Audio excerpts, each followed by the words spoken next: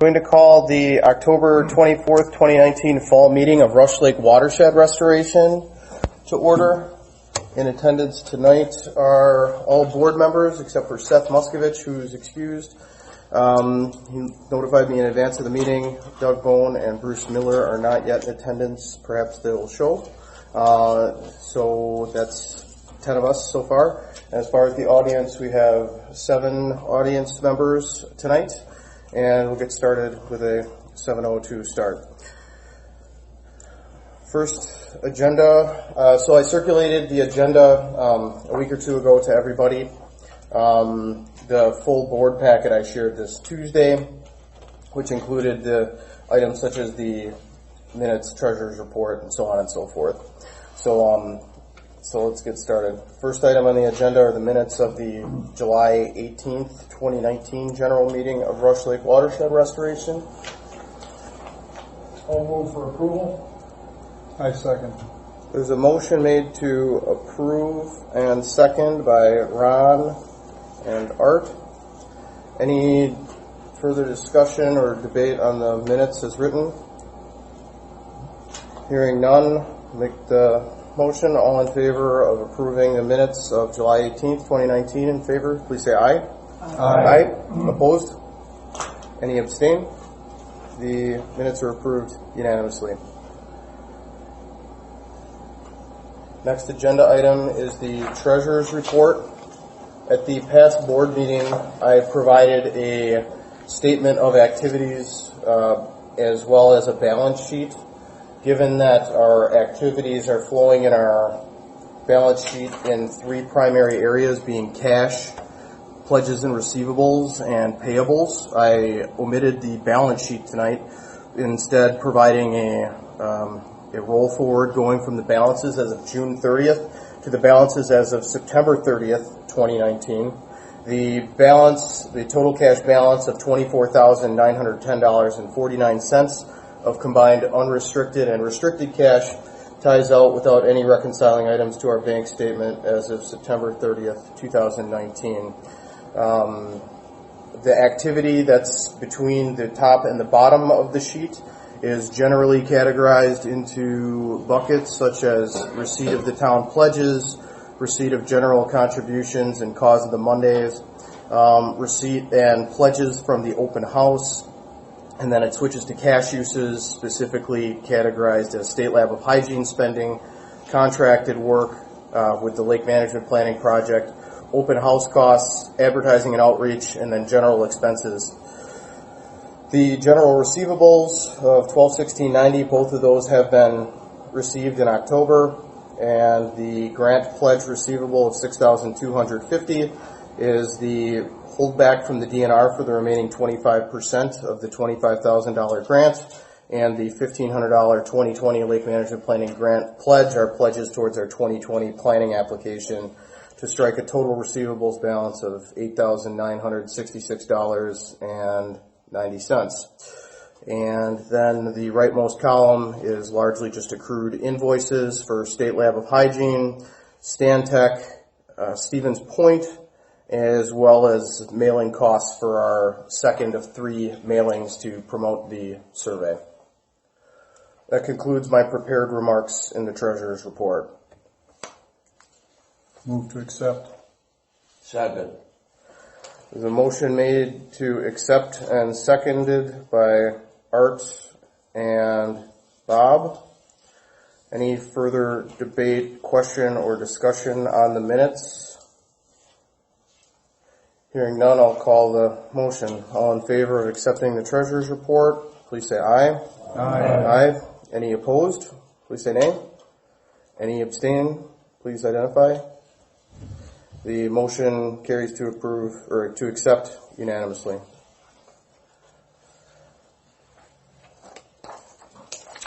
Okay. The next agenda item is the lake management planning process as a whole, with breakouts in a number of different areas. The first one being a progress update on the steering committee and monitoring. I have some initial remarks that I'd like to share. The steering committee met on August 21st. The adaptive management work group met on August 14th in Horicon. at Horicon Marsh, the U.S. Fish and Wildlife. The Questionnaire Work Group and Open House Work Group have had multiple meetings to get the questionnaire and open house off and running. The next steering committee meeting is scheduled for November 14th, and per our grant application from last year, the primary purpose of that meeting will be to rank priorities in our 2020 planning grant application. That ranking and the resulting cost estimates will become the 2020 grant application. The steering committee is still working to fill the DNR Wildlife and U.S. Fish and Wildlife Service vacancies. And from an overall monitoring and scope of project standpoint, in short, the work is progressing as expected, with no surprise. Melissa, do you have any overall or high-level remarks on the steering committee or project management? I don't believe I have anything. There's still a few tasks we're working on Stantec, and then, as soon as we get a little more guidance from the steering committee, we'll start working on the next grant application, which will have to be submitted by December 10th, so that'll come up pretty quick. Any questions, comments, or concerns on this first progress update in the lake management planning section? Hearing none, we'll move on to the next bullet in lake management planning, which is the Invasive Phragmites satellite survey. And I have a few remarks on that also.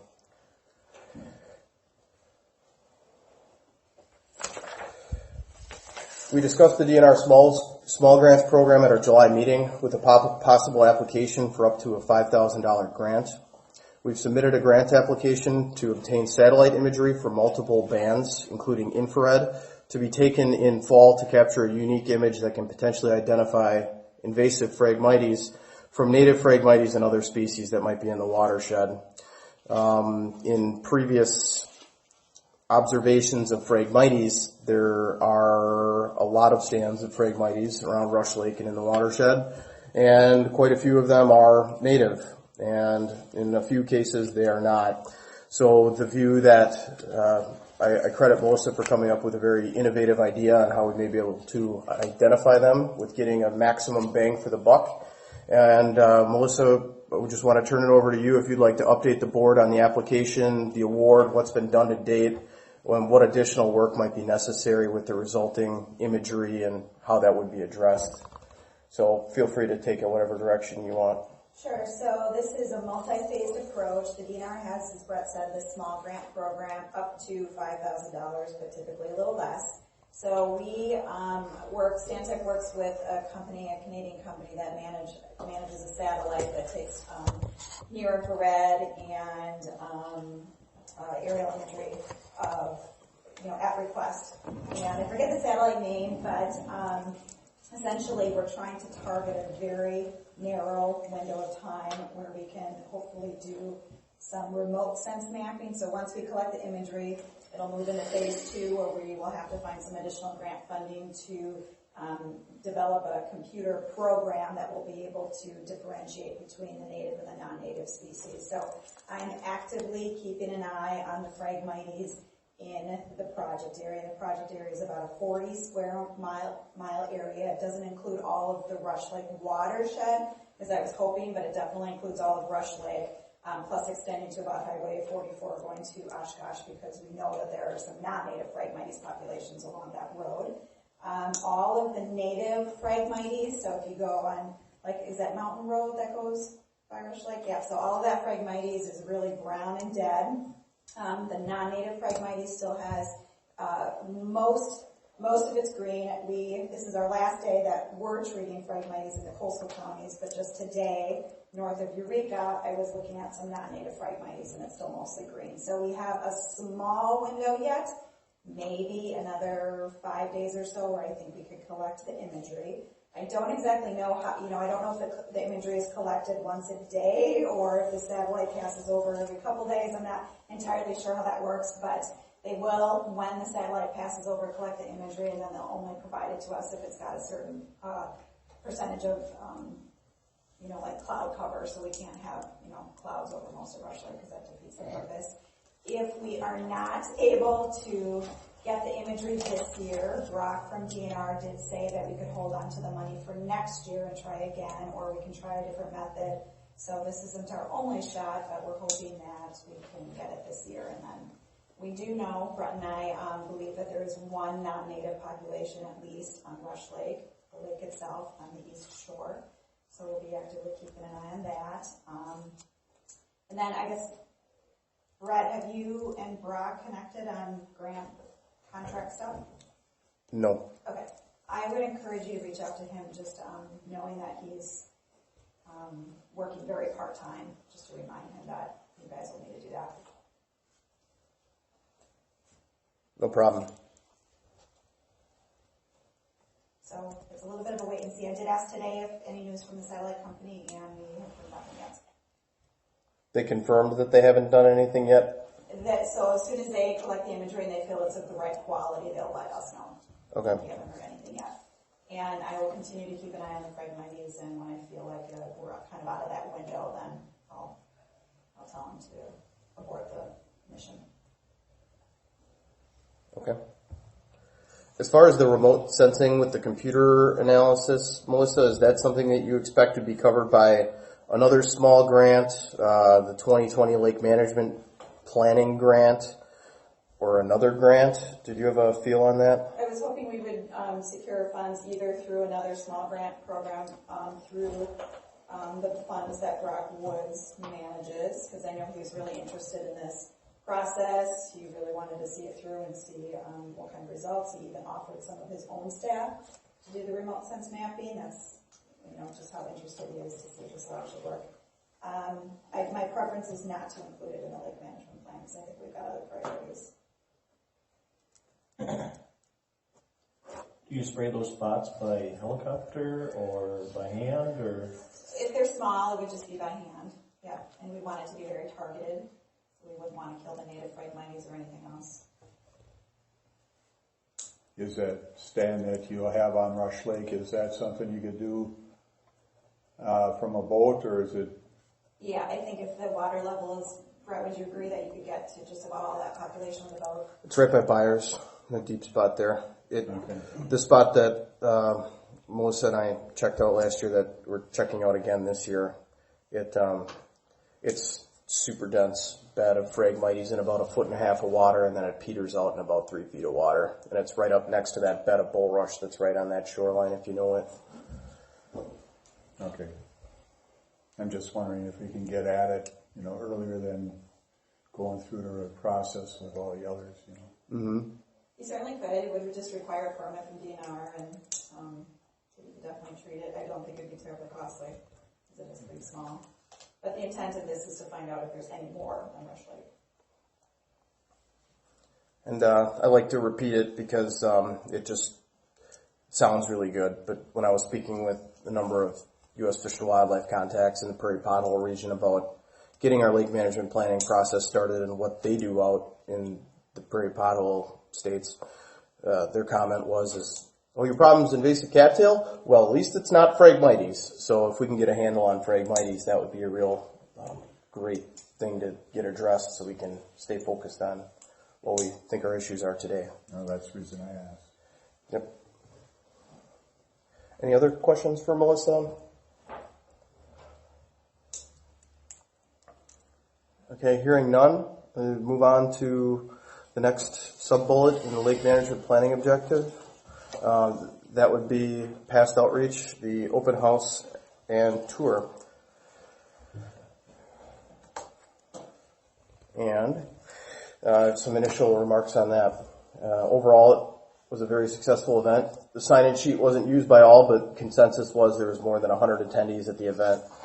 Food and beverage sponsors were Vines and Rush's Winery and Webster's Marketplace. There wasn't any net expense from the Rush Lake Watershed Treasury to provide refreshments at the event. Just an in and out, you'll see that in the treasurer's report. The tour map from the event was provided in paper copy at the event, which I still have paper copies of.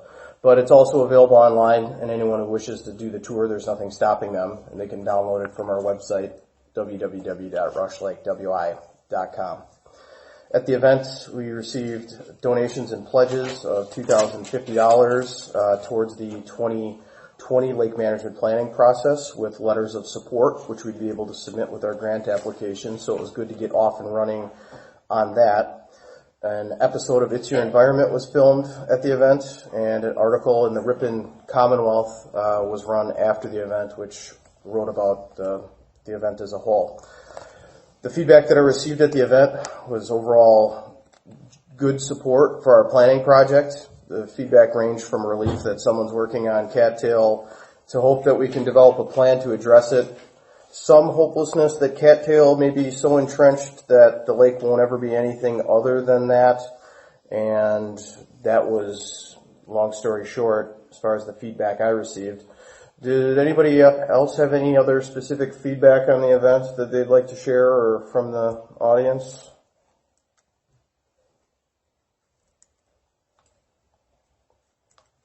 Hearing none, I'll continue. Were there any questions about the event from anybody on the board or the audience that would like to discuss at this time?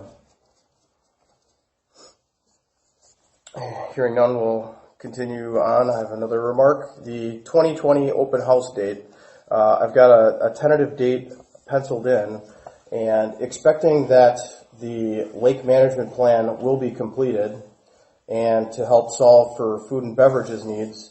As we were working through all the planning for the event with the open house work group, it looked awfully convenient if we could couple the 2020 Vines and Rushes Cause of the Mondays event with the open house if they're willing to have us back. I spoke with Melissa about how the plan development will progress next year and as it relates to socializing the plan and public outreach, and she didn't see any issue with having that event be later on in the year. And since I've spoken with Ryan Prowitz, and he's agreed to give us the date of Monday, October 19th, 2020, for the Rush Lake Cause of the Mondays event, which we can also use as the open house event, which they have a great meeting space. There are plenty of room, and also they've got dinner service that'll happen, so it'll solve for the need to provide refreshments for people, which has the added benefit of having the 25% contribution back to Rush Lake Watershed for anything that's purchased at the event. What was the date? October 19th, 2020. It's a Monday. That concludes my prepared remarks on the open house and tour. Does anybody have any other questions or comments? Otherwise, we'll move on within the lake management planning section. Just one thing is, did we send out a thank you note to Webster's and to Vines and Rushes? Yes. Okay. Absolutely. I also sent them inside the tour pack. It included a one-page write-up thanking them for being the food and beverage sponsors for the day, but also thanking them for being a strong partner of Rush Lake Watershed, giving us Cause of the Mondays events in the case of Vines and Rushes, and also Webster's with the brat fries and helping us with visibility there. So giving them an additional bow for all that they've been helping us do over the years too.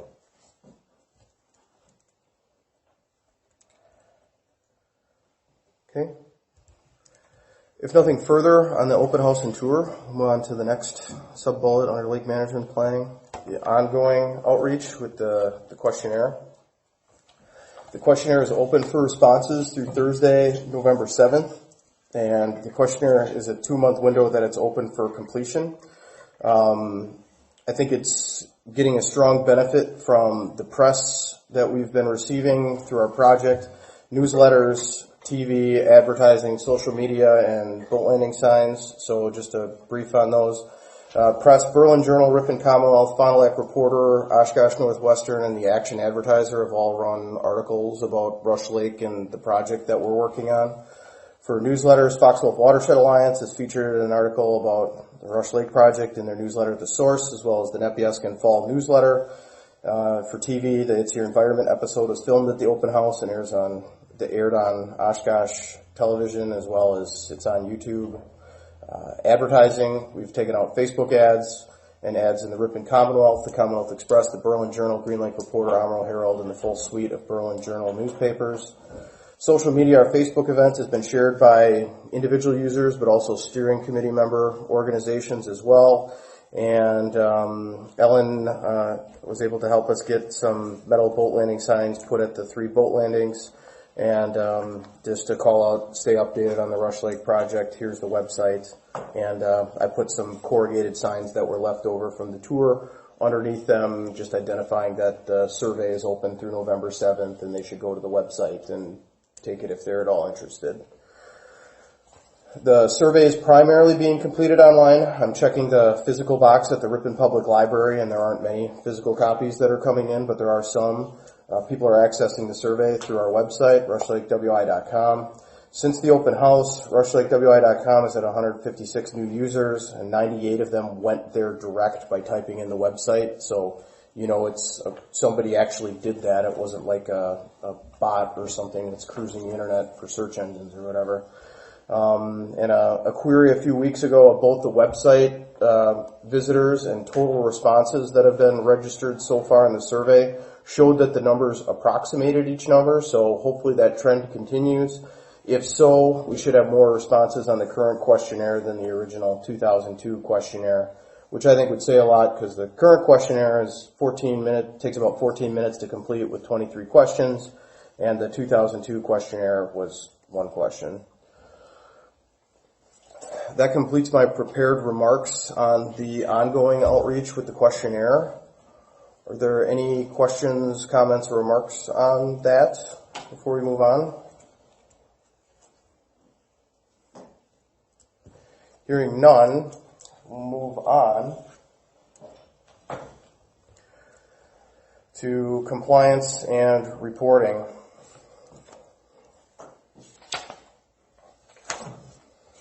I have prepared a report of all the costs of the project that are recorded to date. 2, 3, 4. Take one and pass it down, Tom.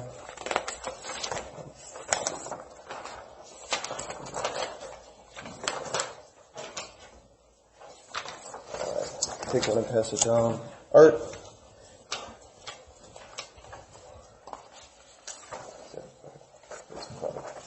So I've got 5 for the.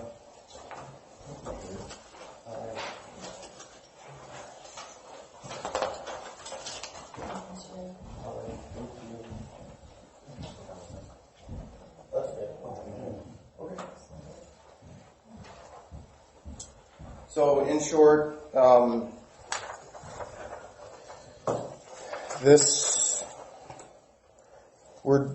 it's a partial year. You can see we've got variances, and most of them are underspends, which makes sense because a number of these items there's still work to do. But if there's one thing that isn't going according to budget is the first line item, the State Lab of Hygiene, Water, and Solid tests. That favorable variance of $4,500 is going to be pretty close to what it actually winds up being. And the long and the short of it is the sediment sampling that's being done by Kyle Herman and his team. They contemplated roughly twice as many sites and twice as many deaths in their planning.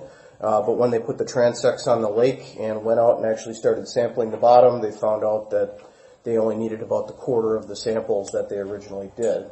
So when you think about they only need a quarter of the tests that they thought they did, that adds up really quick in having a shortfall on the State Lab of Hygiene line item. That line also, there's a $495 favorable variance in the sediment collection. That's also part of the same topic. So when it's all said and done, it's going to be somewhere in the range of $4,000 to $5,000 underspent. And I expect that we'll be submitting a scope change to Ted Johnson and Chrissy Kozik to pull ahead some work into the scope of the project, given that we're going for another grant next year. If we're going for more money next year, why would you leave money on the table? And we've got no shortage of things that we could be pursuing. So the plan that I was looking to proceed with that, I'm still gathering more information, but Kyle Herman suggested that a total lead test of the sediments could be done to figure out, okay, we figured out how much shot is in there, but how much of the shot is dissolved into the sediment. That's something that could be studied for roughly $1,000 with the State Lab of Hygiene testing that. But also from the Adaptive Management Work Group meeting, there were things that really pop out as regard to dam engineering, the hydrology of the lake, the bathymetric data, which is just a fancy word for the depths out there, and also the Phragmites topic that's there. So if I'm looking for a home to try and fill $4,000, I think I've got some good candidates in that bucket that fall in the no-brainer category, and I'll be working with Melissa to submit that scope change and make sure we're making the most out of our grant money here in 2019.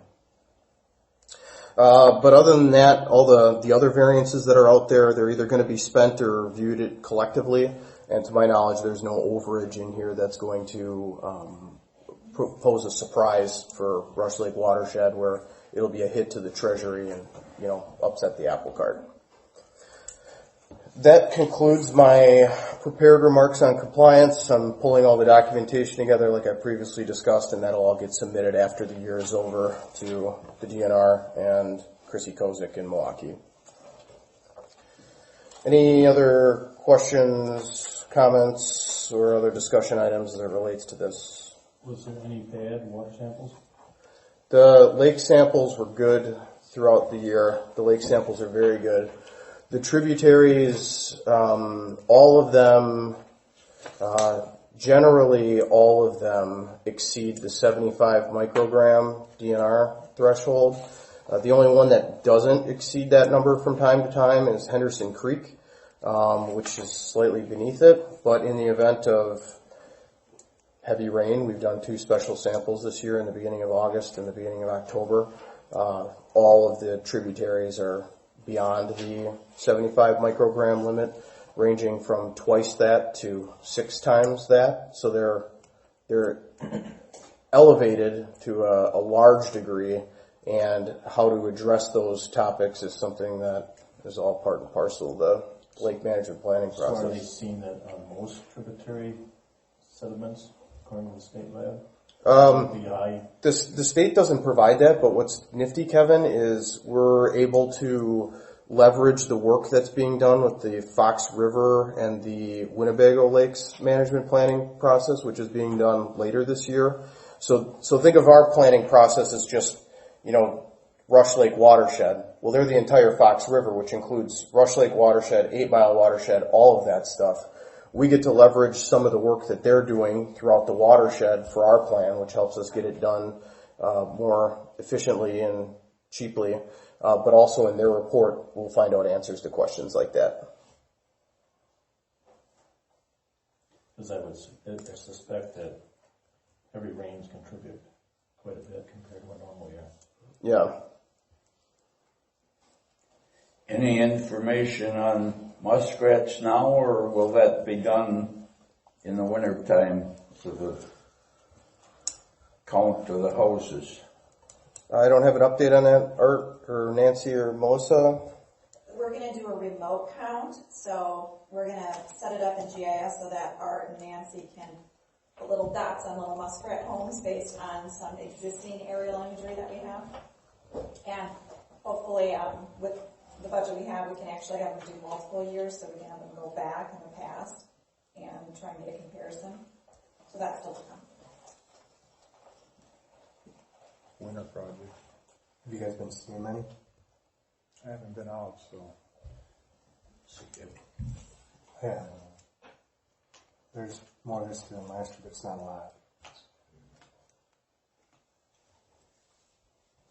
Okay. Any other questions on planning initiatives? There's a whole number, there's variances throughout the page, but one of the quick calcs that I have is that it looks like we should be in great shape as far as the local share match on this, so we shouldn't have to hunt and scratch for extra volunteer time to do stuff. So if it push comes to shove and we need to get some things across the finish line, like the muskrat use analysis, that's something that, we can balance that out as appropriate between you volunteering, Art, and filling in the blanks with Stan Tech for if we're not able to, or they can have some extra abilities or whatnot. But we're looking great there too. Okay. If nothing further. Yeah, would you mind a minute? Yes, please. Me and my wife have been wondering if you guys would like a nice lookout spot. You'll see Rush Lake from that Pipe Road. I live right up the road here. Okay.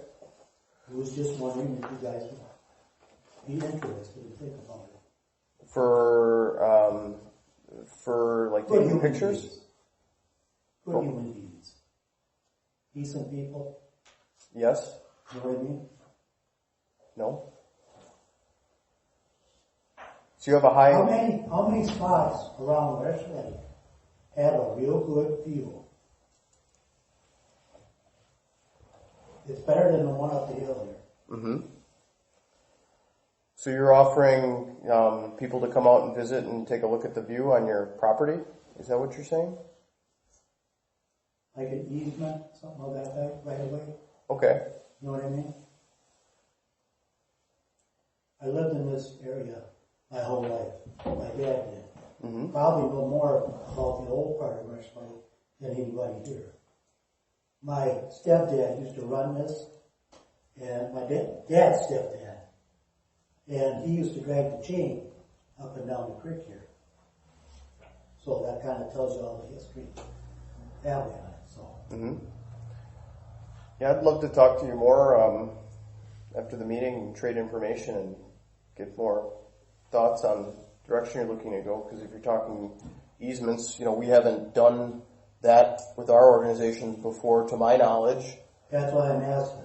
Yeah, so it would be a first, but that doesn't mean there wouldn't be a way to do it with some of our project partners, with the DNR or Ducks Unlimited potentially. If you got to jump in with the DNR for people to go stand and enjoy life, it ain't worth it because it's my property. You know what I mean? You know what I'm saying? Worth fine with anything that doesn't have to do with the DNR. Okay. Because you've got a beautiful spot. The only thing we ask is that you don't do like the town does and think that right away is 10 feet in on your property and mow your trees down. And if you know what I mean, just go up there. And they come down and it's, really hurts you. Where's this located? About 1,400 feet that way. And if you guys would ever want to do a donation run through like a maze, you'll never find a better place. I get people stopping by California and all around. Some of my little sculptures I donated to a guy just because I told him, if you sand it down by hand, you can hand it with kids. And we went down and bought a trailer in Menards and came back. Sent me a picture too. Next to Resop property? Huh? Next to Resop's property? Yeah. To the west? Are like down. That's the reason I don't want people jumping the boundary lines, because they do it all the time. You got a tractor out there, they'll shoot at it. I don't want that. I would love it if somebody, decent people, would go up with kids with a BB gun and easy. You know what I mean? Teach them something. Gives you something to think about. Yeah. Thank you. That's most gracious and appreciate that. Just want good human beings, though. Do I have, I live about 1,400 feet. Okay. Just remember, it's always open, but I don't want these idiots. Gotcha. You take the last one that was over there to look at the thing, there's the boundary line, the right-of-way stick, that don't mean nothing. Yeah. Oh, besides, that tree just up there is one of those heritage trees. They went out, the government did it, and it's right on the boundary line. It's it. It's on the record, but they probably tore it up. It's just neat because there's a lot of things that could be done a little better in life. Appreciate it. Think about it. Thank you.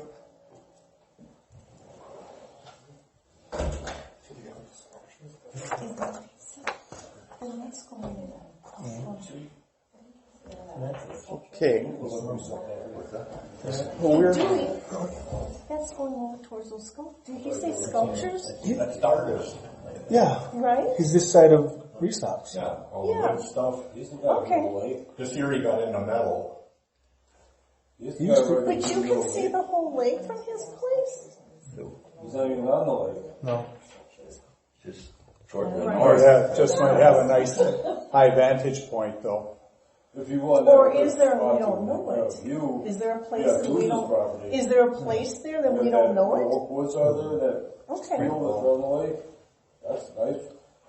View of Lake Falbear. That's, I don't know if that's part of the deal what you up on or not, but that. What's his name? I don't know. I call him the artist.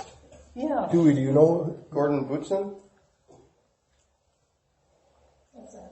I never knew. Oh, there's nobody else in the Okay, audience. so everybody else is here, so we can all say aye when you say our names, Yeah. and the one that So, doesn't say aye would be the one we've got it. left. We've got it. We never had It's the pleasure of Gordon. meeting them, but Gordon Bootson. Bootson. I'll follow up with them. I'll follow up with them and get the scoop. All right, let's keep it moving on the lake management planning. So we just got through the compliance and reporting,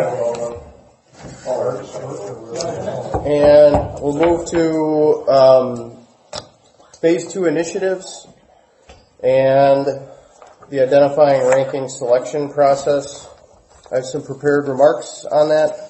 And, the grant, a couple weeks ago, we had a grant kickoff meeting with Ted Johnson to discuss the requirements of writing the lake management plan in 2020 and also planning for the 2020 lake management planning application. That was Melissa, Todd, and I met with Ted. Ted supported our application and shared that if we identify more initiatives that we can fit in one application, he would support 2 $25,000 grant applications in 2020. The only problem with 2 grants is a local share hurdle. In an environment where there's 1 grant, the local share component is $12,500. If there's 2 grants, it becomes $25,000. So coming up with a $25,000 local share, in my view, may be unrealistic. In our grant application last year, we identified that in the committee, the steering committee, will rank and prioritize the planning and management strategies based on project purpose and need and public input. So that's where the root of the identifying and ranking sitting with the steering committee comes from. And we started a process where Melissa and I create a list of placeholder initiatives to consider for ranking for next year. That was circulated to the steering committee for additional thoughts on other initiatives. And in that list, I've provided it to all directors and steering committee members. There's certainly plenty of breakout in there. For example, there's paid stream sampling broken out separate from paid lake sampling on the north end versus paid lake sampling on the south end versus free lake sampling on the south end. So it became 21 items by having 4 items, but that breakout is provided to offer choices of water sampling that can result in a more tailored cost. The 21 items, in my view, there's nothing frivolous on the list. Hot air balloons for the public to get a great view of the lake. We don't have anything like that. They're all things that have some scientific merit and can help us develop a lake management plan. We just need to prioritize and select the ones that give us the best shot at developing that plan.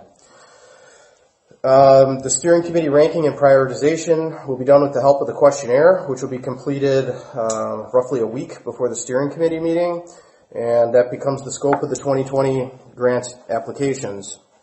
So the 21 initiatives were provided to board members, and the steering committee welcomes your input, and I will happily share it at the steering committee meeting as the initiatives are discussed and debated if you wish to provide it to me.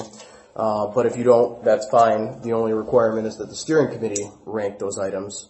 And the initiatives, just to rattle them off in a moment, I'm asking the steering committee to rank them in order and also give them a rating of must-have, nice-to-have, limited value, or no value to try and identify those stratifications to help us select a grant that we can fund without too much hope. So just to quick rattle them off, figuring out topography at critical points, both inflow and outflow elevations is one. Improved lake depth data, including validating old data and checking questionable areas, is another. Monitoring the hydrology with or without data loggers for flow measurements, discharge rates, staff gauges is the third. A fourth, Phragmites mapping and analysis component could be there. A fifth item, nutrient load modeling. A sixth item, determining dam capabilities to operate outside of the ranges set forth in the 1964 PSC order. That came from a strong recommendation from Sadie Odell from U.S. Fish and Wildlife during the Adaptive Management Work Group meeting. The seventh item, impacts of water level management of the dam in order to best deliver a positive result for the lake, including an assessment of the impacts to people both above and below the dam. That's number 7. Number 8, continue stream sampling at 6 tributaries for total phosphorus. Number 9, continue lake sampling at the north sample site for a fee. Number 10, continue lake sampling at the south sample site for total nitrogen for a fee. Continue citizen lake monitoring lake sampling at the south sample site for free. That's number 11. Number 12, doing a bird study.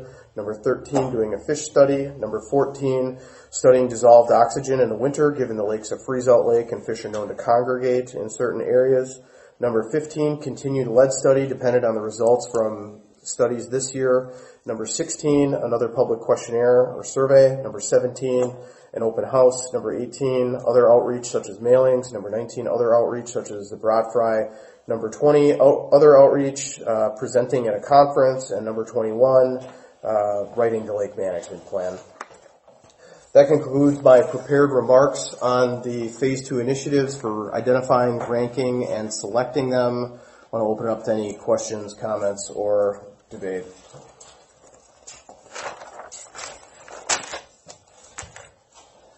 Hearing none, we'll move on to the next bullet in our lake management planning section, Phase 2 local share developments. The local share is that 12,500 component, or 25,000 if we go for 2 grants next year. And so far we have 2,050 that's pledged / received from citizens at the open house. 550 has been received so far. 1,500 has been pledged in addition to that. I've made requests of towns to incorporate a budget item for the planning project, similar to how we did last year. We won't know if the towns are able to contribute until the town budgets are completed and we receive a letter of support from the township. So nothing yet from any of the towns, but it's in front of everyone, at least the 4 towns with board appointments. The in-kind items for the planning, that's like all of our time and other volunteers in the project. That's something that'll be developed as part of the steering committee meeting as appropriate and depending on the scope. In all likelihood, that number is probably going to look like $3,000, give or take a little bit. So it's not going to be a huge sum. In short, if we take the 12,500 of local share, if we have just 1 grant, minus approximately $5,000 from in-kind time and citizen pledges, that gives $7,500 that would need yet to be covered in the local share next year, which would be covered by Rush Lake Watershed's treasury, township contributions, additional in-kind donations from our project partners, and so on, very much like this year. If we do go for 2 grants, then that $7,500 swells to $20,000, and that would be a challenge, I think.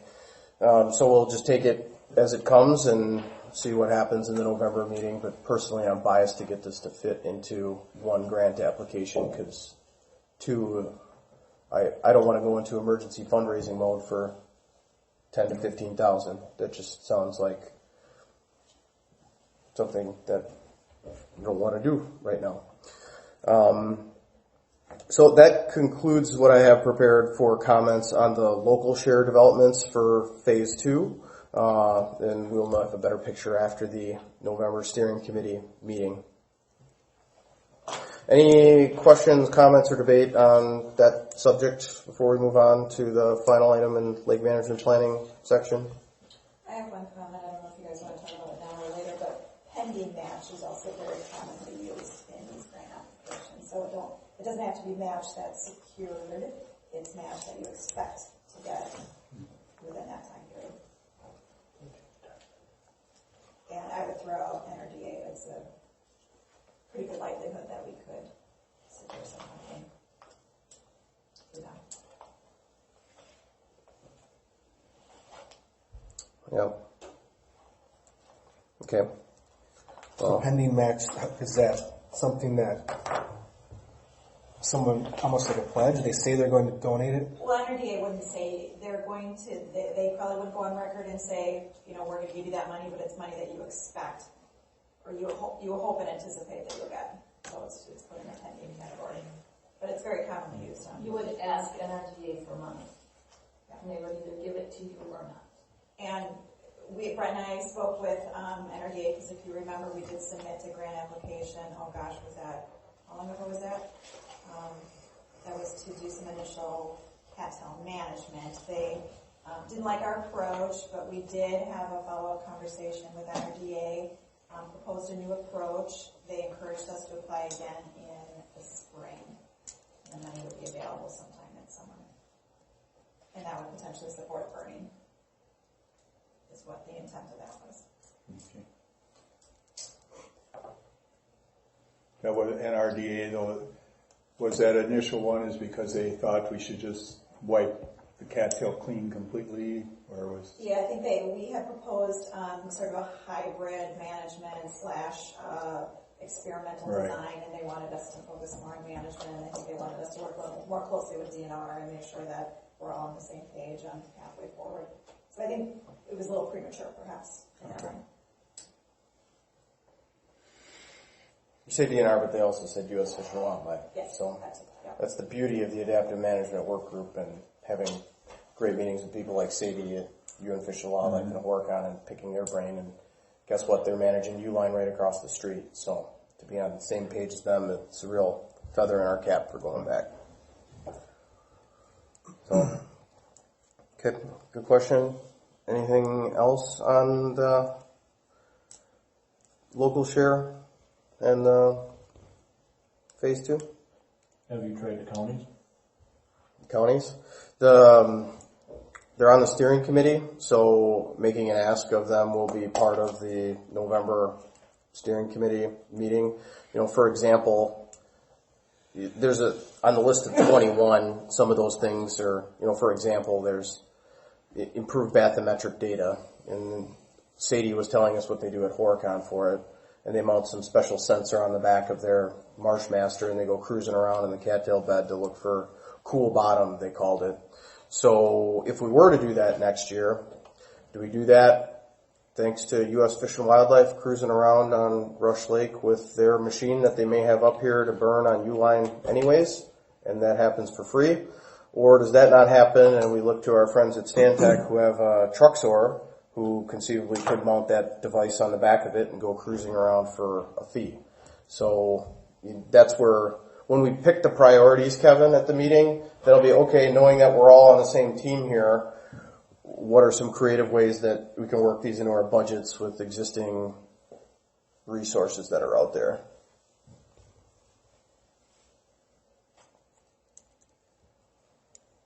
Any other questions or comments? Hearing none, we'll move on to the last bullet that was planned within Lake Management Planning, being the Authorizing Resolution. I've sent to all the directors the Authorizing Resolution in advance of the meeting. This is needed in order to submit a grant application to the DNR for the Lake Management Planning Grant. Basically, this just tells the DNR who has the ability to talk to them to apply and accept and do the other administrative stuff. This form is the same as last year. It's just updated for the current dates, and that Todd's the secretary now instead of Seth. So the way I see this, there are three choices. We can motion for and approve an authorizing resolution tonight, which would give me the authority to proceed with whatever comes out of the steering committee meeting with a grant application and submit it. We could defer on an authorizing resolution to a special meeting in late November or early December to approve once the grant application is fleshed out, if the board wished, or we can just not make an authorizing resolution altogether, which unfortunately would end the lake management planning application process, and we wouldn't be developing a lake management plan next year. So I open it up to discussion from there.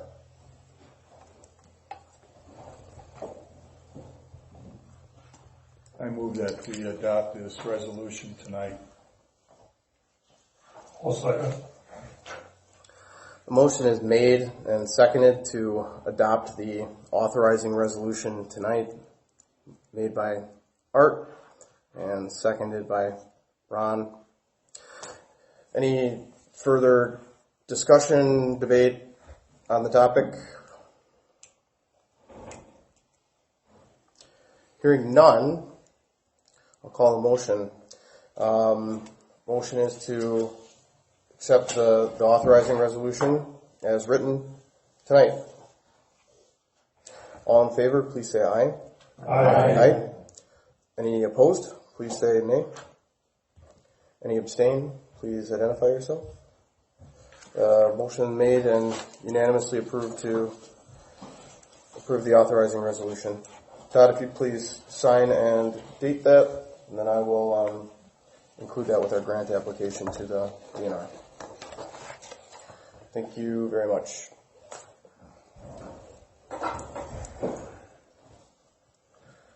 Okay, that concludes the planned bullets within lake management planning. Any other questions, comments, or concerns on lake management planning? Otherwise, we'll move on to the other matters section of the meeting tonight. Hearing none, we'll move on to other matters. The first item within other matters is that Rush Lake was not sprayed in 2019 as we were expecting. In September, I sent a memo to the directors just on how everything developed because we had every reason to believe that it was going to occur. But it got pretty late in the season, and in short, the spraying was planned, and the spraying was to occur the Tuesday before waterfowl season. A number of people that I had spoken with, and I know others had spoken with at the open house and just being around, were depending on a 48-hour advance notice, which was communicated at the boat launch postings, that there'd be a 48-hour advance notice when spraying would occur. And what actually happened was notice was provided to me at the end of business on Monday with the spraying to occur on Tuesday. In thinking about it, there were 6 different concerns that became clear in a brief conversation that Todd and I had, and we expressed those to Andrew Boobles, Ellen's wildlife technician, in regard to the spraying occurring as planned on Tuesday. And a result of us sharing those concerns, the spraying was canceled. I have no specific was canceled on Rush Lake. I have no specific knowledge on whether the project can be done in 2020, and I've had no discussion or correspondence with Ducks Unlimited or anybody else who are knowledgeable on the matter in an ongoing basis. So that concludes my prepared remarks on that topic. We'll open it up for discussion. Yes, Dewey? Is there a certain time of the year that's best for spraying? I'll defer to our botanist in the audience. We typically treat cattail in August. What? In August. August? Yeah, and I know you can treat cattail, but I think that one of the concerns was that a lot of it was brown already, so there was some concern about at that time of year, if not. Not in the springtime, it's not good. Typically, we don't treat in the spring. Is it generally because it's when they're taking everything back in for the winter? Yeah, yeah. Mr. Chairman? Yes, Bob? I'm not much interested in the spraying from what I've seen, what it's accomplished. And I'm wondering if the steering committee couldn't put some effort into seeing about renting at Marsh Master or the Swamp Devil and try to go along the edges of where we have bigger water spaces visible, because it appears to me that we got a lot more water visible from Byers all the way back to the South Landing, because the wind and the water have eroded the edges of the cattails. And I think we should put some effort into trying. It'd be nice, even we have some good taxpayers over on Island Air, and they could try to open up the water space so they could look out their window and see a duck or a mudhead on the water a little more. And I'd appreciate it if you'd put some effort into that. Yeah, I have one remark on that, and in advance of the Adaptive Management Work Group meeting with U.S. Fish and Wildlife and Horicon, I had a conversation with an individual named Jay Peterson, he's a refuge manager, so he's like, he's less than what Steve Lenz would have been with U.S. Fish and Wildlife, but he's more than Sadie, the individual we're talking with. And he manages quite a bit of acreage, 30,000 acres in South Dakota. And he shared with me some pictures of an area where they used their Marshmaster in 2016, and they didn't do anything to the area other than driving over the top of it with the Marshmaster with this just kind of a rolling drum like you'd use to flatten your yard in the back. And the area is basically open water with some native plants growing in it now.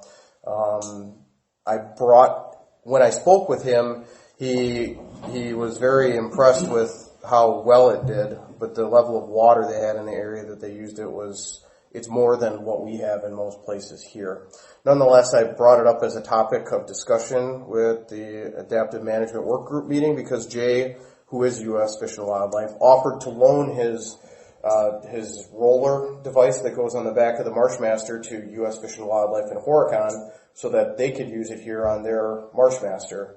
And the feedback we received from Sadie was, that's all well and good, but if you're focusing on mechanical control of cattail, you're kind of missing the big picture, because if you can figure out the appropriate water level regime to benefit the plants you want and hinder cattail and benefit animals like muskrat to help graze on that and / create a better habitat for muskrats, like Sadie said, if you burn the lake, it's not going to do anything for killing your cattail, but it will create a tremendous food source with all new growth for the muskrat, and they'll be able to spread out. So if you could focus on those two things, you'll have a much greater impact than focusing on a mechanical device like the Marshmaster with the roller device that this individual from South Dakota was sharing with me. Art, Chuck, you both were at the Adaptive Management Work Group meeting. Maybe someone else, and Melissa was there too. Are my comments largely on the mark as far as how that conversation went? I think so. So I don't know what to say, Bob, other than it has merit, but it seems lower down the totem pole than figuring out some of the bigger variables that are out there. Unless U.S. Fish and Wildlife's just or DNR's got the machine and they're willing to go cruising just to see what it'll do or whatnot. Well, the water level was supposed to help the muskrats, and it doesn't appear to have any benefit. I don't know if we know that. That was 2 years ago when we talked about raising the water level, and the muskrats would come. I've seen more otter than I have muskrats myself. I've seen, like I said before, I've seen more muskrats this year than I have in the last 3 years already. They're around. Well, good. But they're little guys too, which I would think is good. Huh? Reproduction.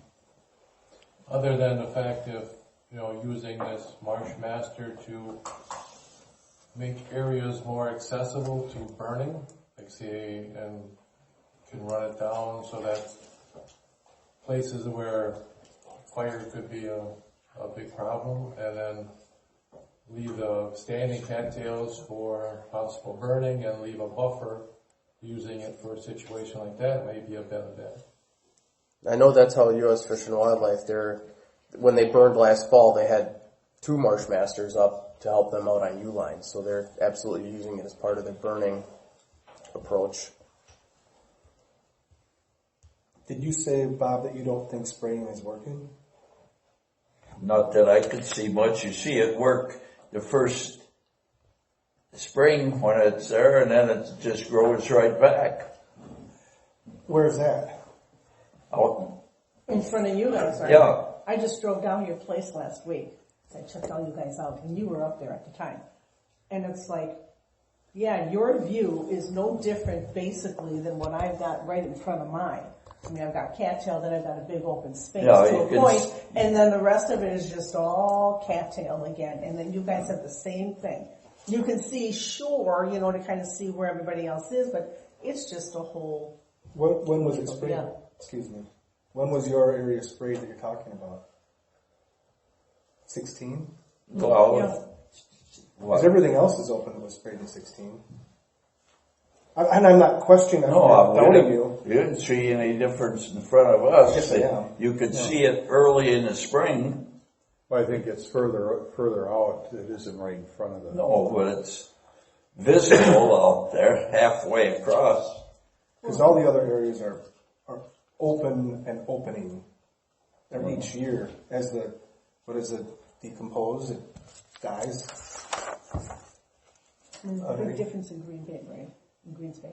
Oh, that never grew. Well, parts of it's closed up a little bit, but... Yeah, otherwise that helped and didn't help up on the north end. When the cattails are sprayed from the drawdown years that grew in 07, it works better on those than the cattails that were there for 40 years or however old the old ones are, the old beds, for whatever reason.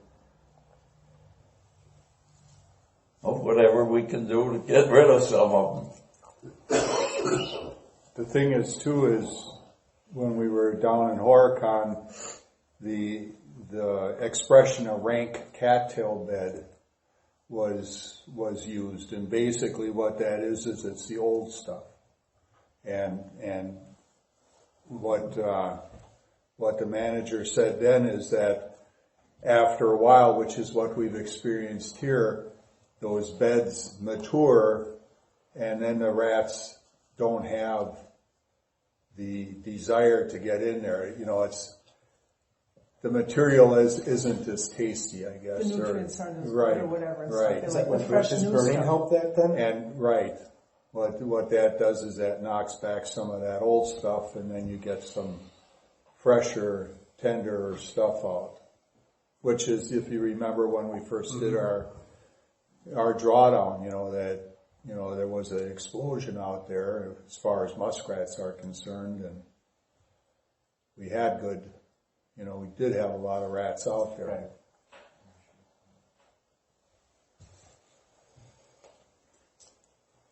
I'm not against it, but is that if we're going to propose to even alleviate trapping for a few years just to allow the population to establish itself? Because I understand it's relevant and it will multiply at an exponential rate at a certain point, but allowing that population to at least establish itself and create its family before it's being taken away, I think is that ever been taken into consideration before? Yeah, I don't know if it was 2015 or 2014, but the organization here advanced a resolution to the Conservation Congress to propose a temporary ban on trapping on Rush Lake, and that went nowhere fast at the trapper subgroup or whatever of the Conservation Congress. Got shot down right away. Or the American Trapper, the Wisconsin Trappers Association. No, and I understand that. No matter what we do, Yeah. we're probably stepping on someone's toes, but it's just throwing it out there. Yeah. So yeah, the effort was put forth. It's just, And there was no trappers the last couple of years because the rats aren't plentiful. But if they see them out there now, I'm sure trappers will be out there. oh yeah. Because there's a lot, I don't know, from seeing 1 or 2 or 3 last year, literally, I've seen already 20 or 30 this year. Same. No, I've seen, up and down our channel used to be just rated, that's all it was just home after home, and it's slowly coming back, and it's Right. good to see. I mean, from where we live, heading north, all you used to see was pink flags the whole way. Right. Now they're just, Yeah. they're limited, that's for sure. Well, the thing is in my opinion, what the factor most is the price of fur.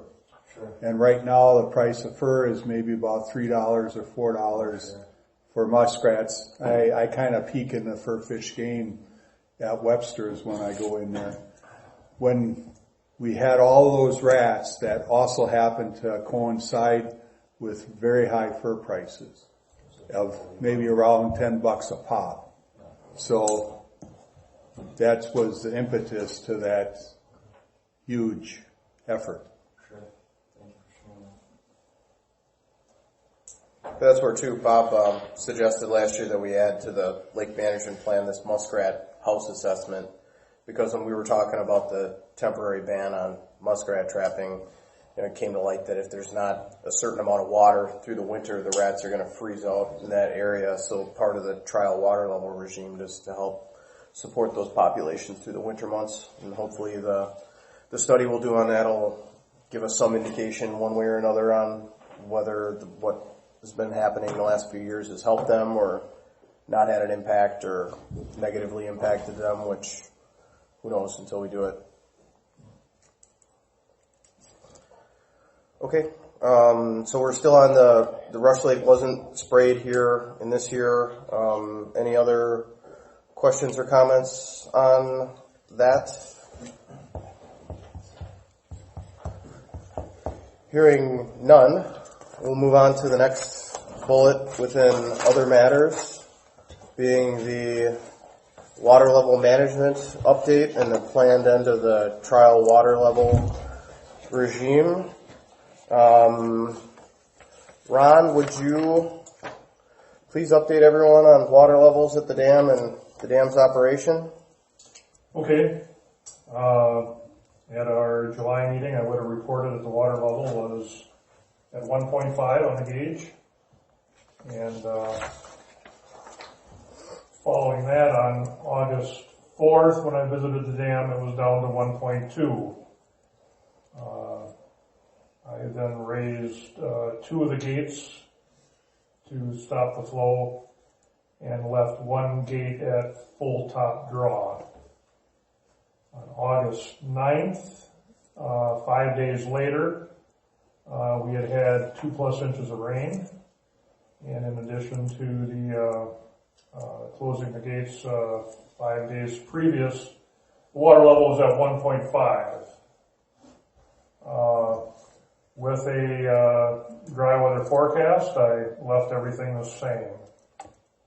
On August 22nd, the water level again was at 1.5. I took no action at that time, left everything set the way it was. On September 15th, the water level was at 1.8, not surprising in the fact that we had 3 inches of rain in the past week. And so at that time, I opened 1 more gate to full top draw. There also was a few bogs at that time at the bog diverter. On September 26th, the water level was still at 1.8. I opened another gate, gate number 6, to full top draw, and left the other gates the same. On October 2nd, the water level was still at 1.8, and I then opened 2 more gates to full top draw, and I got a note that we had 3.5 inches of rain in the past 48 hours. On October 14th, the water level was at 1.9.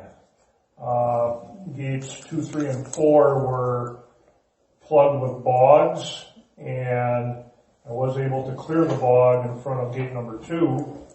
The bog in front of gate 3 and 4 was too large at that time to do anything with. And I did not open any other gates, fearing that the extra flow, there was only one gate left to be opened at that time, the extra flow would bring more bogs down in front of the gates from the bog diverter. But then on the 17th, the water level was 1.75, so it come down a bit. And I basically left everything the same. And 2 days ago, which would have been the 22nd, the water level appeared to be a little bit under 1.7. And again, didn't make any adjustments on any of the gates. So we'll probably be cleaning the bogs for a second time this year, sometime within the next 30 to 45 days before we have much ice on the water. We've done that in the past where we've had to clean twice a year, and it appears that this will be another year when we'll need to do that. So that's what I have to report. Thank you, Ron. Before we continue on, I'd love to provide a handout. This was something that I provided at the open house. Would you please pass these down on your side? So this is a sheet that just identifies some of the numbers. Ron was just throwing out, the dams at 1.4, 1.5, all these different numbers. What this sheet is it's some bits of information. On the left-hand side, this is some excerpts from the PSC order, which sets the maximum and the minimum for the dam. And on the right-hand side, there's these big numbers with arrows that point to the corners. And the way to look at this is this blue sheet, the narrow side of the paper. This is what the PSC order and the range that the dam is supposed to be operated within. 0.7 inches at the dam is 0.7 feet is equal to 8.4 inches, which is basically an 8.5 inch side of a sheet of paper. And that top number of 98.2 in the PSC order, that's the same as 1.4. So when Ron says 1.7, that's 3 inches beyond that. That's basically the long and the short of it. That's 97.5 then. 0.7? Yeah, that's the 0.7. And this is 1.2. Yep, that's right. So I provide that just because the dam is kind of has this. Did you follow that? No, but I'll get it later, never mind. It's 1.4, 1.2, and 0.7. Yep. So this is the easiest way that I could think of to explain it to ordinary people who aren't down at the dam. Like, what do these levels actually mean, and how is the dam trying to be operated? It's within these ranges, and the trial water level regime, it's at the upper bound of this 8.5 inch range, roughly. So Ron provided his water level report. Before we go any further talking about the trial, does anybody have any questions or comments for Ron on his report? So is the higher water level meant more bogs by the dam? Yes. I think it's put more in the South Island too. So what you're saying is you're carrying more of the lake into the higher water. The cattails. And the windy days don't help either. So, I don't know if it's the appropriate time to say this. That was my big concern with the DU spraying operation they want to do, is opening. A big part of the spray was funneling, it would have funneled more bogs into the stream down to the dam. It was a concern that I had, I shared with Brett, and I thought, well, we're going to spray, who cares, let them spray. But hindsight, looking back at it, I'm glad we didn't spray, and that was one of the reasons. Opening that, I don't know how wide it was and how long it was, but it was definitely going to funnel anything into the dam, down into the dam. If anybody recalls looking at that. So if the same proposal comes up next year, I would be not in favor of that area. It's kind of a FYI. Do you have any idea if Seth cleaned up any of the bogs that came through the south end about 1 to 2 weeks after opening duck? Because I drive down there every once in a while when I'm going down Court just to see how many hunters might be down there. And it was between 1 to 2 weeks after opening, and it's like, you gotta be kidding me. I don't think anybody could have even gotten through to unload a boat. It was so stuffed up with bogs. And then I came, it's not now, because I went down during the week. So I was just wondering, I know that on occasion, because otherwise I don't know how they would have just disappeared. The wind blows them back out. Oh my gosh. Yeah, the boats Really? back out, I guess that's. The wind and the boats, yeah. Wow. It's been that was really something. windy. Yeah, no, yeah. And last May, they cleaned a bunch of them. Well, and I'm really wondering because, like I said, I never seen it like that, but I don't know if Seth, with him being right there, if he would on occasion go in and maybe do that. I don't know, and I don't know if anybody talked to him about it. Something you can. I don't know. That's something you just do, is it not? No, right, and I understand that, but I know that. After something. Well, and he has some connections because he did clean that out at one point. Well, he did actually. Somebody helped him. He had help. No, and we had that conversation. He had quite a yes, pile. yeah, he did. Yeah. So I was just wondering. I just observation.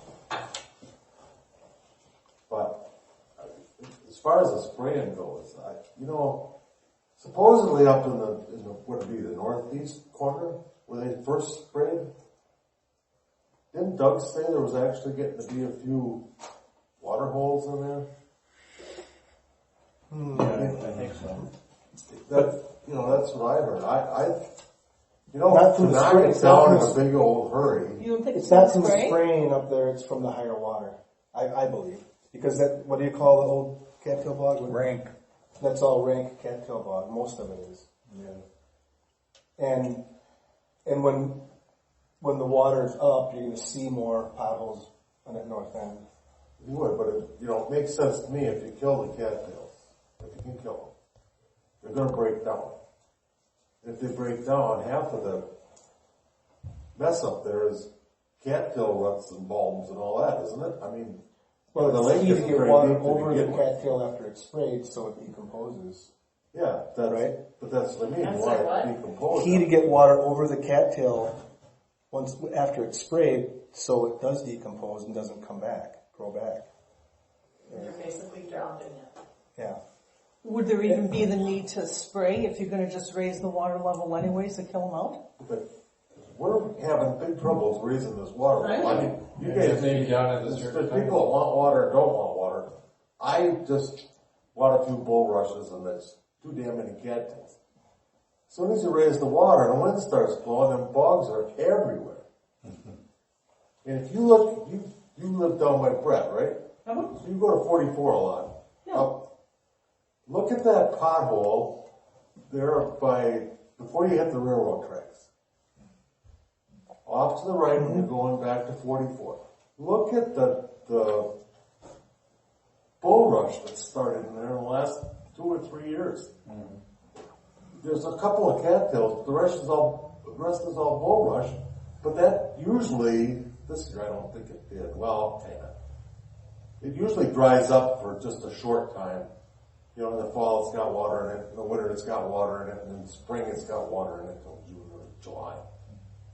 If you look at that stuff, I mean, I'm no scientist or anything. I've got the same thing in the back end of my farm, which I usually farm. No cattails back there. There's that damn grass, whatever, the canary grass. There's all kinds of cattails in there. And I noticed when my son sprayed it this year, he swung it in, it didn't even hardly bother the bulrushes. I mean, that kind of amazed me, because I thought I would have burned them right off and been done with it. But I just think, that water is going to have to fluctuate a little bit. That's just my opinion. And I think we need to spray some of this stuff to keep it from, it's already getting way ahead of us. And burning's okay too, but that doesn't kill it. But we need to spray it when it does the most good, if you let weeds get too big or the wrong time of the year, it's just like that crap that makes the itch and scratch and blisters your skin. Yeah, oh no. If you wait, you can't kill that stuff. And you could just give it a little sniff in the springtime, and it's done. That's why it's called an adaptive management plan, because we're doing all different things. Right, and I think we have to, I'm saying we need to keep doing some different things. Right. Maybe you don't like spraying, but maybe we need to spray a little, Maybe you're scared that burning is going to burn down Brett's house, but maybe we got to try it anyway. Brett's house is Brett's house is Brett doesn't burn that much. Wait till he gets, people get more mad at him. California brick and they're kind of on fire. Well, let's just have the power company put a line to I think you should everybody's power off and still burn stuff. All I know in my farm fields, I'm seeing more bulrushes and the Roundwood isn't killing it for it. Yeah. Roundup doesn't kill any bulrushes? No. I mean, they got some that let loose that are like an island. But see, we've had pictures, you could see on the aerial photos that we used to get. They'll be okay. You could tell right directly where they sprayed it. They move pretty easy. Oh, I don't, maybe we have to be a little more, Obviously, it's getting resistant to gnome. maybe, but we haven't sprayed a whole lot of weight either. Should be able to, I don't know. Are there any other questions for Ron and his water level report before we... Good job, Ron. Good job. Move on, Brett. All right. Well, then the second part of this item is just the trial water level regime. So just a couple remarks on that. In our April 14th, 2016 meeting, a motion passed for a 4-year water level trial to aim to hold water levels at that 1.4, which on your blue sheet would be the 98.2 level. That 4 years is up in April of 2020, and a lack of an updating motion. The water level regime would revert as previously managed as suggested by the PSC order. There's no need to act on anything this evening, as the PSC suggestion had water level drop to occur, quote, before spring breakup, it says in that sheet, but the feedback that we'd received from Tim Lazat after the original restoration called that March 15, so there's no need to do anything tonight. There's some of you do have very pointed views on the topic, and water level is a key item to be determined in the lake management plan. A few months ago, Ron and I attended the town of Nepieskin meeting and just sought alignment with them. It's the town of Nepieskin's dam, and looked for their input in regard to dam management and water level management. And in short, the feedback of the town was, if we knew what was best for water level on Rush Lake, we should be on the Rush Lake Watershed Board and not sitting on the town of Nepieskin board. So they're very much aligned with the approach that we have to identify a new or improved water level regime to help give Rush Lake its best shot to achieve something beyond or better than what we currently have today. And to develop that plan, that's something that's part of the lake management plan, and we won't have until the end of next year. So the question becomes, what do we do in the interim in 2020 before that plan exists? And something's going to happen one way or another, and I just offer this as an opportunity to start the discussion on water level management in that interim period before a finalized lake management plan.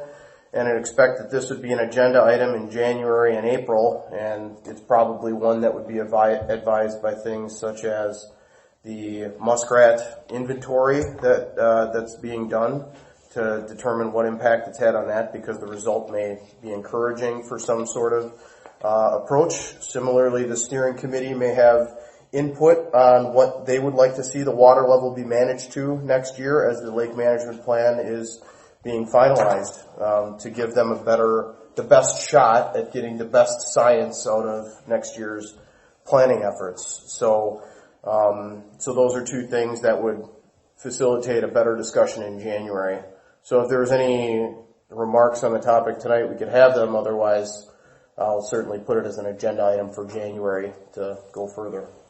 I think the biggest remark that I have is we've had 2 extraordinary years of wet. So the 1-4 was almost unattainable for August and September, October, some of July. Yes.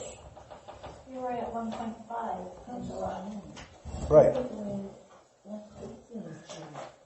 But in June, go back to the June numbers. I don't have it, I only wrote down what he said tonight.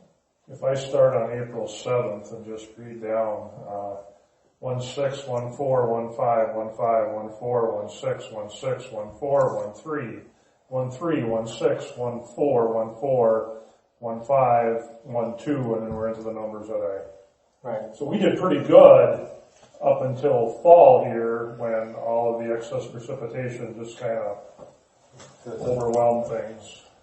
So, and going back to previous years, other than the spring thaw, we did fairly well, but those spring thaws get to be nasty. You know, you get to 2-2, 2-5, and there's nothing you can do. Right. So, the last 2 or 3 months here have been more away from our target than what the previous. Bogs aren't going to float at 1-4. They're not. It's when it gets 1-6, 1-7, 1-8 when they start moving around.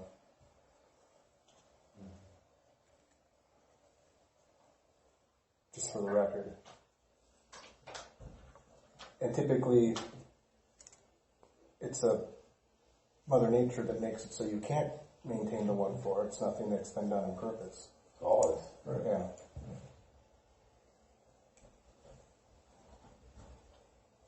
So Todd, are you saying that 1-4 would be the new? I'm not saying anything. I'm making a note that we've had extreme wet seasons the last 2 years. But wasn't the goal of the 2016 for 4 years to keep it at 1.4? Correct. Right. And But as that is the bottom, or is that the top? that's both. Well, for the 4 years it was the bottom and the top, but now we revert back to the old. Decision was not to vary it and keep it at 1.4. Consistent. Oh. No variation through the year.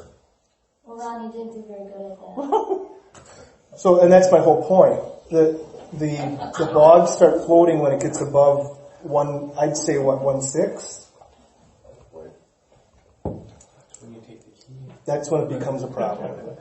And then we want to dump it on the guys downstream. Ron dumps it as quick as he can get it out without flooding the neighbors. Now then, maybe we're better off keeping it 1-2. Yeah. So you got that extra capacity. Yeah. You're gonna be damned if you do or damned if you don't. Right, you get a dry year, you're gonna be down Keep it at 1-2.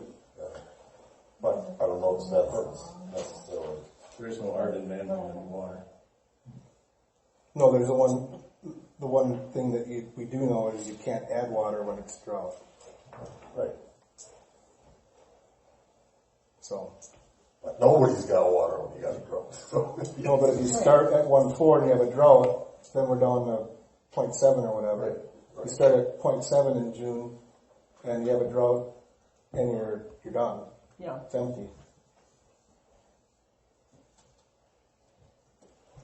What you said is interesting because at the Adaptive Management Work Group meeting, Sadie said is in Horicon they kind of have the opposite problem because the Rock River flows in, so they always have water. The problem they have is they just can't let her go as much as they like because it comes into the Fed, and then it goes into the state, and then it goes down the river to Hughesford and Sinisippi. So they're, they develop their plans and they wind up being more on the high side because they've got nowhere to go with it.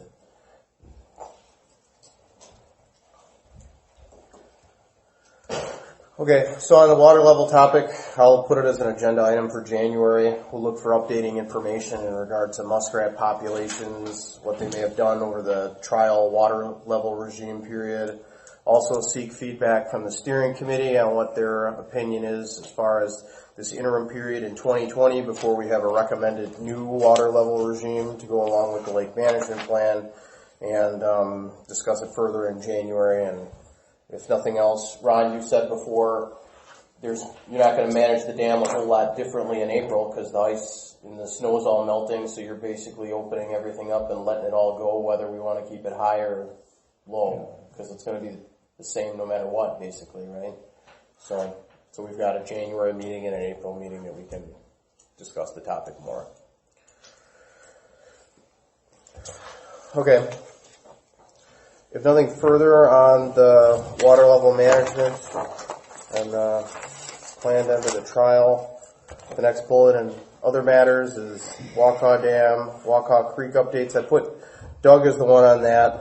He's not here tonight. I have some feedback from him, which I'll pass along. So in the agenda, I did fail to mention the Rush Lake Dam in the agenda. I put the Waukau Dam, but the Rush Lake Dam also should be mentioned. So the steel that we talked about, resolved to purchase at the last meeting, has been purchased from Auto Steel at the price that Doug communicated at the prior meeting. Doug has picked that up, and he's working on some templates to cut that steel so that it can be mounted. And the last time I spoke to him about it about a week ago, it sounded like that was a winter project, and it would be something that we'd look to install those in 2020 sometime. Doug also mentioned that he had met with Rob Way of Winnebago County Parks Department at the Waukau Dam with the issue of it being washed out once or twice in a decade, and hoping to have some sort of fix done there to prevent it from washing out again, to help prevent the carp from making it upstream from there.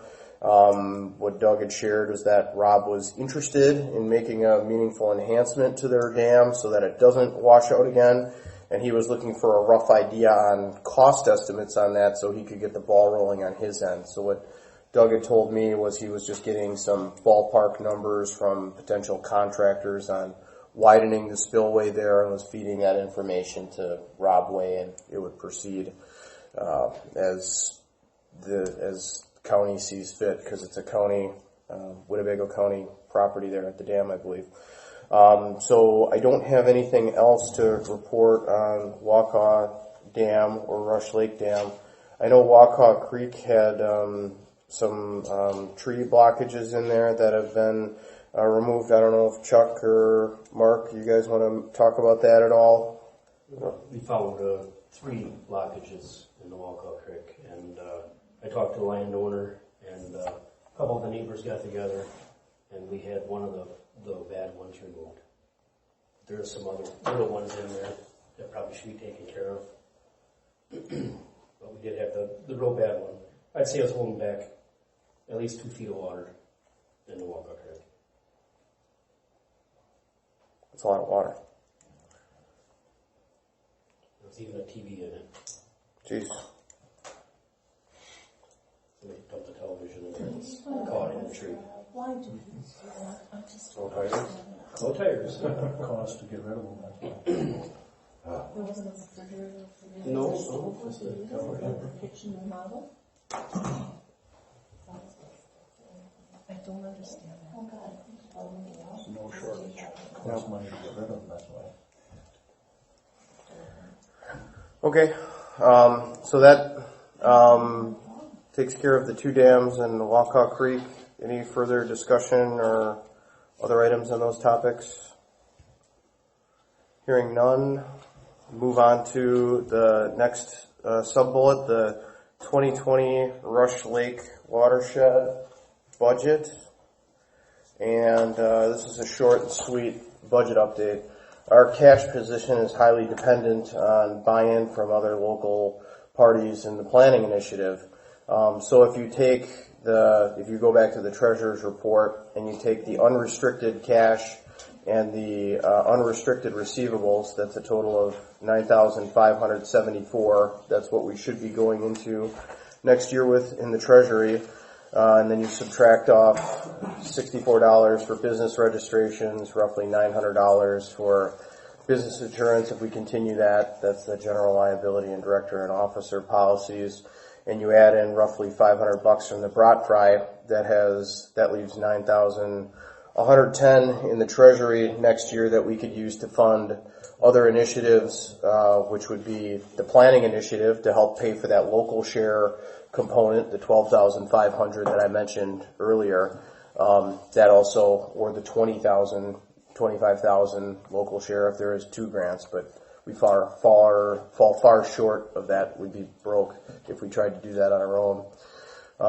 So it looks all right, and we'll have more information as the grant application proceeds for what it looks like, and I'll have more information to present at the January meeting. In regard to the RLWRI, I expect that we want to go for it again this next year. Shoot to sign up for another Saturday in June. Those have been best as far as overall interaction and fundraising ability. Any concerns with that? No? Well, I'm happy to go down to Webster's and select a date.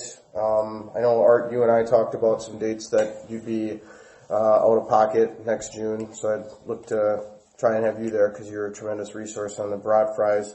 Does anybody have any feedback on a preference or any concerns with any dates in June to share? Otherwise, it's kind of you get what you get when you get in there. You get in line and you see what Dwayne has available and you take what you like best. Nancy? Volunteers, I would be unavailable the weekend after. Okay.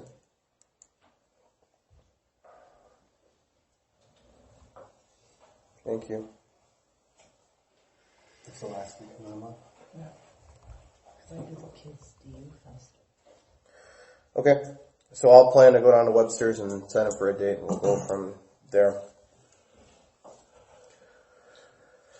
If nothing further on Horsehead Watershed 2020 budget and the RLWRI, shift to scheduling the next general meeting, which is not the last item on the agenda, but just want to pick that date. If we wanted to stick with the third Thursday, and I know this one we didn't, but the Nepieskin Town Hall calendar is free, except for the second and third Mondays in January, and the third Thursday of January 16th of 2020. That third Thursday, it's wide open, so we could do that if we liked. The general scope of the January meeting would be lake management planning update, water level, continuing discussion, and other recurring items that we talk about in general meetings.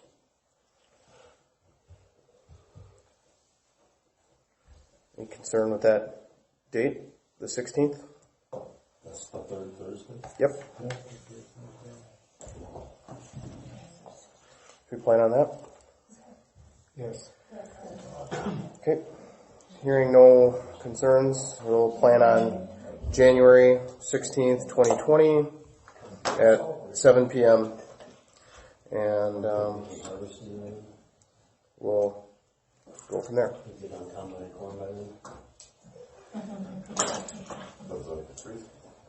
Okay. Next item, public input. Any public comments from the audience? Yeah. Yes, I'd like to just say I think you guys are doing a great job. And I'm especially pleased with the way the water level has been maintained considering the weather conditions. So, good job, Ron. Thank you. All I know is when the water level's high, the duck hunters are very happy. But I don't keep it high purposely.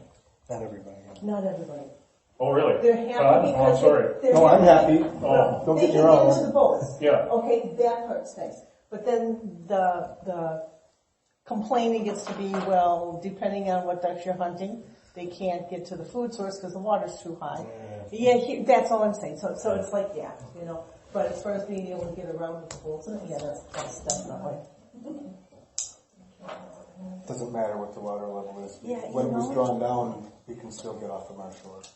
So, I'll tell you something that I saw this year with the high water. There was a guy out there on a Sunday with a red 20-foot bass boat with 150 horse motor. And he came out from the East Landing. Really? Oh. Maybe he's pushing the bogs.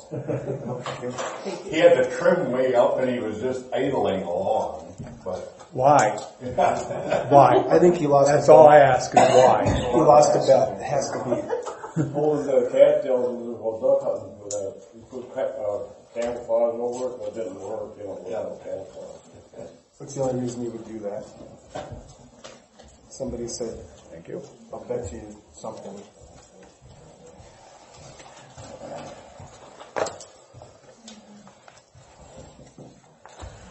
For public input, one item that Seth passed along to me was just a general concern from some of the people that Seth talks to, that the concern that parts of the lake that used to be open water are starting to resemble the north end of the lake, and that they're growing in and becoming rank cattail, and a fear that more parts of the lake that not that long ago used to be water are going to become lost to cattail like the north end of the lake, which I think rings true with all the work we've been doing and the planning we've been working towards.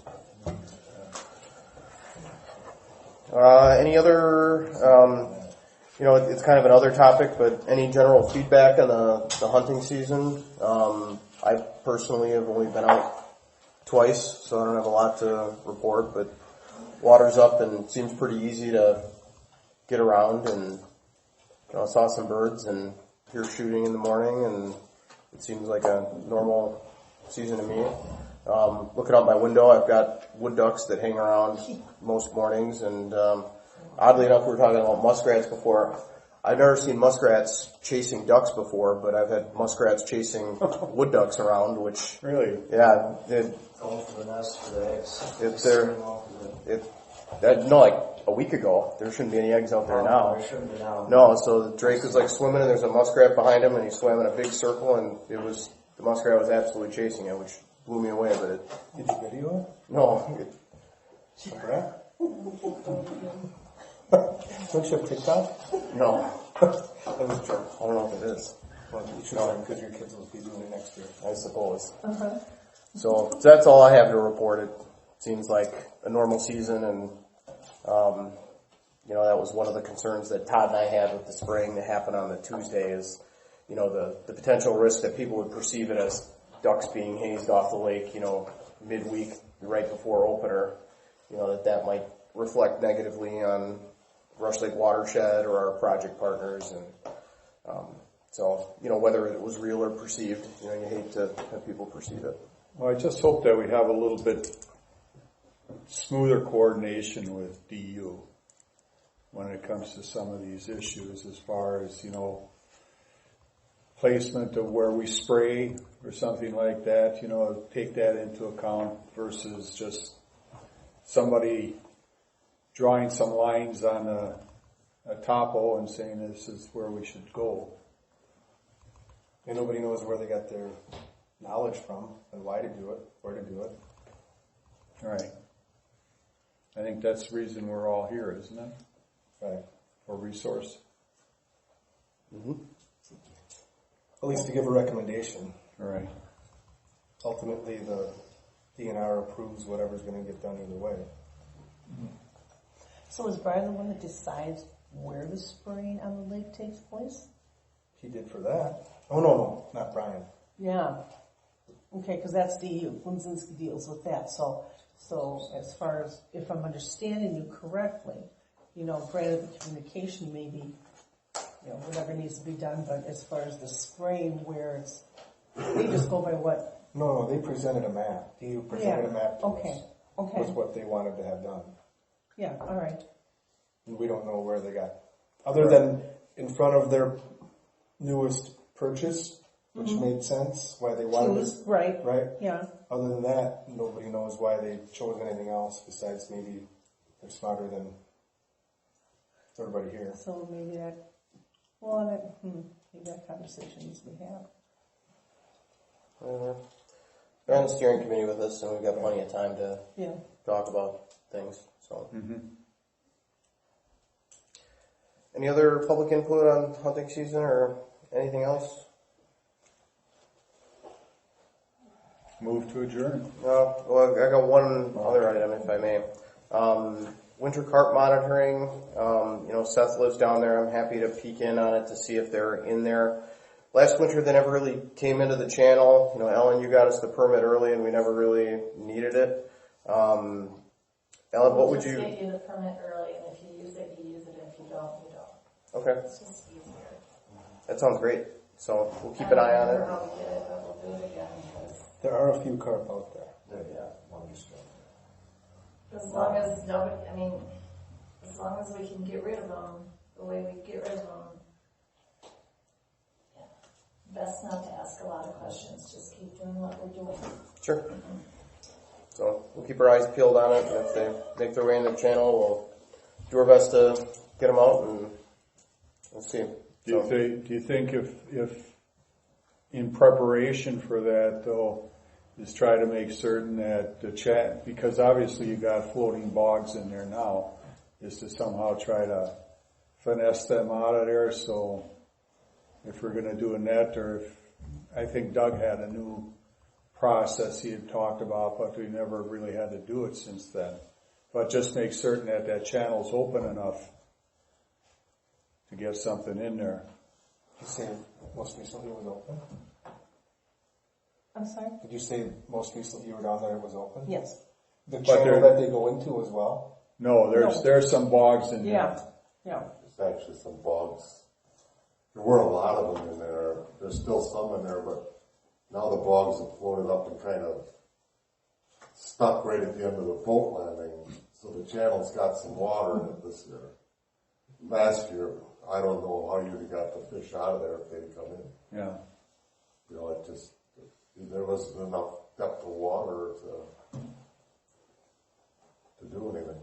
Well, maybe we could get that bass boat guy in there. I know Doug, the fencing that he had made for before, he did drop that down by Seth. So if we need to drop that stuff in, it's 100 yards away and ready to go. So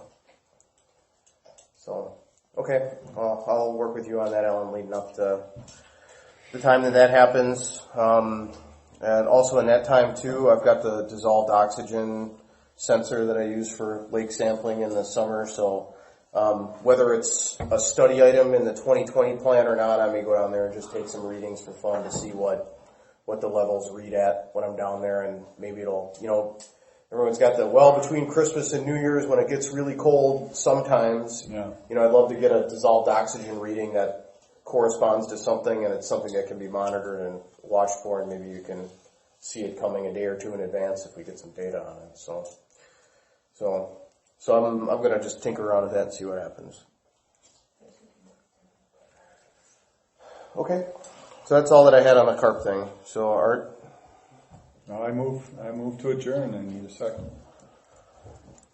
I'll second. All right. The motion made and seconded to adjourn. All in favor, please say aye. Aye. Aye. Any opposed? No? Any abstain? All right. Thank you. We're adjourned. Thank you, everybody. Appreciate your time very much. Good to see a new face in the audience. Thanks for having me. All I have to say is, when I started coming